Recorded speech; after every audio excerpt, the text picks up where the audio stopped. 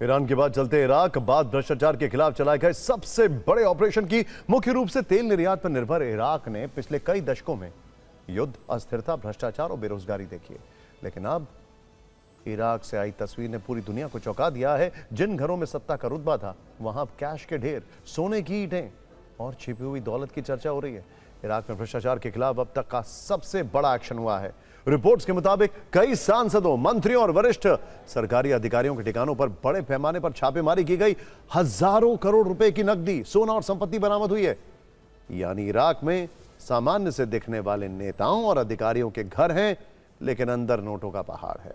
कमरों में कैश के ढेर हैं, जमीन के नीचे अरबों की नकदी और सोने का जखीरा। इस एक्शन के बाद पूरे देश में हड़कंप मच गया। इराक में भ्रष्टाचार के खिलाफ ऐसी कार्रवाई हुई है जिसने सत्ता के सबसे ताकतवर चेहरों की नींद उड़ा दी है। आंकड़े हैरान करने वाले हैं, ध्यान से देखिएगा।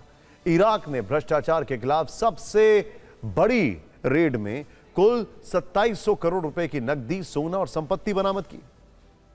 इसमें से गबन की सरकारी रकम 1000 करोड़ रुपए के आसपास है। इस कार्रवाई के दायरे में इराक के 47 सांसद, मंत्री और अधिकारी वो आए हैं।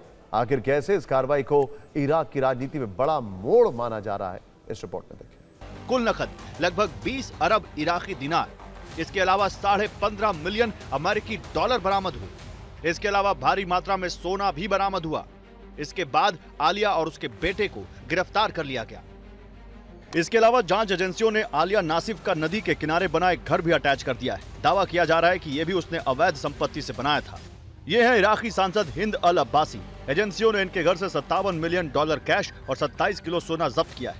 इनके घर छापा मारने वाली टीम को कुछ ऐसे कपड़े भी मिले जिनमें सोना और दूसरे नगीने जड़े हुए थे। इसके अलावा कई दूसरे नेताओं और उनके करीबियों के ठिकानों से अरबों इराकी दिनार, विदेशी मुद्रा, सोना और दूसरे कीमती सामान बरामद किए गए।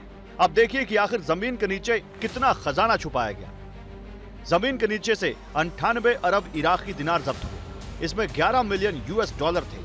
इसके साथ ही भारी मात्रा में सोना और हथियार जब्त किए गए।